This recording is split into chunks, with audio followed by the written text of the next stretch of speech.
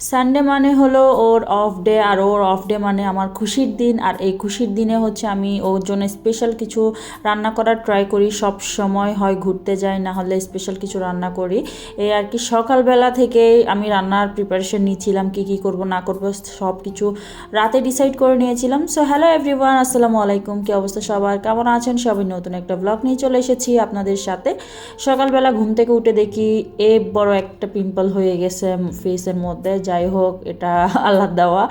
তারপর হচ্ছে সকালবেলা মর্নিং ড্রিঙ্কসটা বানাই নিলাম। বানানোর পর হচ্ছে খাই। আজকে একটু ডিফারেন্স ওয়াতে খাইলাম, জাস্ট গরম পানি আর লেবু রস দিয়ে খাচ্ছি। অন্যান্য সময় আমি আরও অনেক কিছু দিয়ে একসাথে মর্নিং ড্রিঙ্কসটা খাই। তো আমার পিম্পলসটা দেখেন ভালোই বড় হয়েছে। যাই হোক, এটা একটা কি বলবো।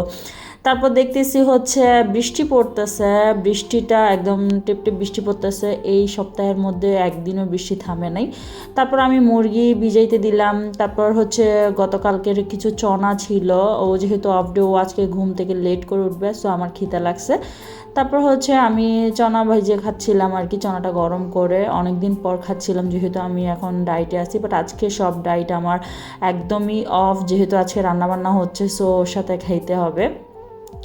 তো এখানে আমি হচ্ছে আজকে রোস্ট বানাবো আর হচ্ছে পোলাও বানাবো। ও মাঝখানে একদিন বলেছিল রোস্ট আর পোলাও খেতে ইচ্ছা করতেছিল, তো এটা আমার মনের মধ্যে ছিল। আর আমরা দুজনই ডায়েট করতেছিলাম। আমার জামাই মাশাল্লাহ দিলে অনেক শুকাই গেছে, বাট আমার এখনও কী অবস্থা আমি জানি না, আমিও ওয়েট মাপা হয় নাই। তো অনেক শুকাই গেছে, এটা দেখে আমার খুশিও লাগতেছে, আবার আফসোস লাগতেছে যে ও শুকাই গেল, আমি কেন বসে আছি, এই আর কি। তারপরে হচ্ছে যেহেতু ও বলেছিল, আমার এটা আসলে মনে ছিল, তো আমি ওকে বললাম ঠিক আছে একদিন তোমাকে রান্না করে খাওয়াবো।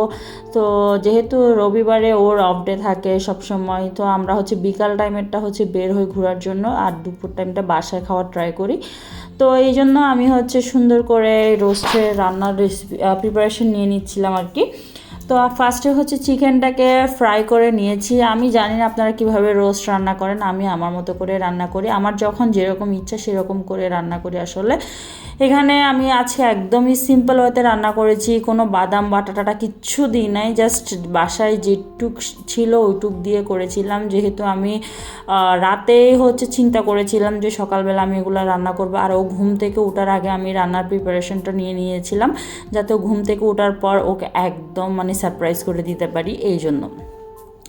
তারপর এখানে মশলা টশলা দিয়ে তারপর হচ্ছে পেঁয়াজটাকে আমি একটু বাড়াই দিয়েছি, যেহেতু আর পেঁয়াজটা বাটাও দিতে পারেন, তাও সমস্যা নাই, পেঁয়াজ কুচি দিলেও সমস্যা নাই। তারপর এখানে গরম মশলা টশলা যা ছিল সব দিছি।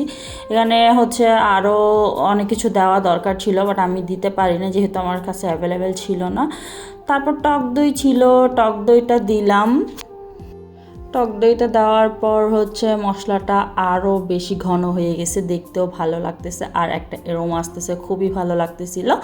তারপর কি হলো, এই মানে মশলার এরোমাতে আমার জামাই ঘুম থেকে উঠে গেছে, উঠে রান্না করে চলে আসছে সোজা। ও বলতেছে কী রান্না করতেছো, এত স্মেল আসতেছে। এটা শোনার পর তো আমার মনটা খারাপ হয়ে গেছে, কারণ আমি ওকে চাইছিলাম সারপ্রাইজ দেওয়ার জন্য, ও ঘুম থেকে ওঠার আগে যাতে আমি রান্নাবান্না সব শেষ করে ফেলতে পারি। কিন্তু আমার রান্না শেষ হওয়ার আগেই ও ঘুম থেকে উঠে গেছে।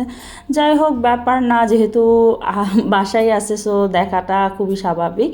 তারপর হচ্ছে গিয়ে আমি এখন মাংসটা দিয়ে দিলাম। দেওয়ার পরে হচ্ছে কিছুক্ষণ রাখবো, রেখে তারপর আমি এটাকে উল্টাই দিব। ও আমাকে ও স্টিল এখনও বুঝতেছে না যে কী রান্না করতেছিলাম, বারবার জিজ্ঞাসা করতেছে। পরে যাই যখন চিকেন দেখছে, বলতেছে তুমি কি রোস্ট রান্না করতেছো, এটা বললো। আমি বলতেছি দেখি না কি রান্না করতে পারি। তারপর মজার ব্যাপার হলো, এই রোস্ট আমরা হচ্ছে অনেকজনে মিলে ভাগ করে খাইছি। এখন আপনারা বলতে পারেন আমরা তো দুজন, তাহলে আমরা কিভাবে ভাগ করে খাইলাম। ভাগ করে খাওয়ার কথাটা আসতেছে কি, যে পাশের পাশের ভাবিরা আছে, ওদের সাথে আমার বন্ডিং খুবই ভালো আলহামদুলিল্লাহ। সো আমরা ডিসাইড করলাম যেহেতু আমরা একা কেন খাবো, সবাইকে নিয়েই খাই। আসলে আমি মাংসের মানে পরিমাণটা খুবই কম ছিল, যেহেতু একটা মাংসই ছিল, মানে একটা মুরগিই ছিল, সেই জন্য যেটুক ছিল ওইটুকুই সবাই মিলে ভাগ করে খাইছি। এই জিনিসটা আমার অনেক বেশি ভালো লাগছে, অনেক বেশি ভালো লাগছে। তারপর হচ্ছে যেহেতু আমি ওদেরকে দিব সেটা আমি আগে থেকে ডিসাইড করেছিলাম, এই জন্য আমি চালটাও বাড়াই দিচ্ছি, কারণ অনেকে বলতে পারেন যে আমি এত বেশি চাল কেন দিচ্ছি, আসলেই অনেক বেশি চাল দিচ্ছি। তো এখানে যেটা করবেন, আপনারা চাইলে সাদা পোলাও করতে পারেন বা হচ্ছে মানে রোস্টের যে গ্রেভিটা থাকে ওইটা দিয়েও হচ্ছে সুন্দর করে পোলাওটা করতে পারেন আমার মতো করে। এটা না খেতে অনেক বেশি মজা, রোস্টের মানে গ্রেভিটা দিয়ে যখন হচ্ছে পোলাওটা রান্না করবেন এটা এত খেতে মজা হয়। তো আপনারা চাইলে যে কোনোভাবে করতে পারেন, আরও অনেক ওয়ে আছে পোলাও রান্না করার জন্য, আপনারা যে যেমন ইচ্ছা তেমন করে রান্না করতে পারেন। তো এখন আমি চালটা সুন্দর করে ভেজে নিচ্ছিলাম, অনেকক্ষণ করে ভেজে নিচ্ছিলাম, কারণ যে কোনো কিছুতে মানে বিরিয়ানি হোক পোলাও হোক চালটা একটু ভেজে নিলে আমার কাছে ভালো লাগে। তারপর আমি এখানে গরম পানি ইউজ করি নাই, আমি ঠান্ডা পানি ইউজ করছি, আপনারা চাইলে গরম পানি ইউজ করতে পারেন। আমার কাছে ঠান্ডা পানি অ্যাভেলেবেল ছিল, মানে গরম পানি করার মতো সময় ছিল না, এই জন্য। তারপর এই যে আমার রোস্ট, এটা হচ্ছে ফাইনাল লুক। তারপর আমি আর হচ্ছে পোলাওয়ের ভিডিও নিতে ভুলে গিয়েছিলাম আসলে। যাই হোক, এখন হচ্ছে মানে সবাইকে দিব, তারপর আমরাও খাবো, এই জন্য আমি লাস্টে যখন বাড়তেছিলাম তখন একটু ভিডিও করতেছিলাম, সবাইকে দিচ্ছি, দেওয়ার জন্য বাড়তেছিলাম, নিজেদের জন্য বাড়তেছিলাম। আসলে আমার না যখন একটু সার্ভিংটা সুন্দর করে করি তখন আমার মনটা ভালো হয়ে যায়, মানে আমার যেমন তেমন করে খাইতে ইচ্ছা করে না। এই যে এত সুন্দর করে সাজালাম, এটা আমার জন্য মানে চোখের সৌন্দর্যটা আসলে অনেক কিছু আমার কাছে মনে হয়। তো খুবই ভালো হয়েছে আসলে। ও যেহেতু ওর এখন আমি কম ভিডিও করি, তো ও আমাকে খুব প্রশংসা করতেছিল এটার, যে না খুবই ভালো হয়েছে।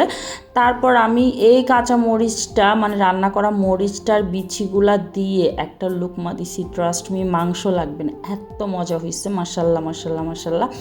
তারপর হচ্ছে চিকেন দিয়ে খাচ্ছিলাম, চিকেনটাও খুব ভালো হয়েছে, সাথে নিয়েছিলাম ডিম সিদ্ধ, এই আর কি।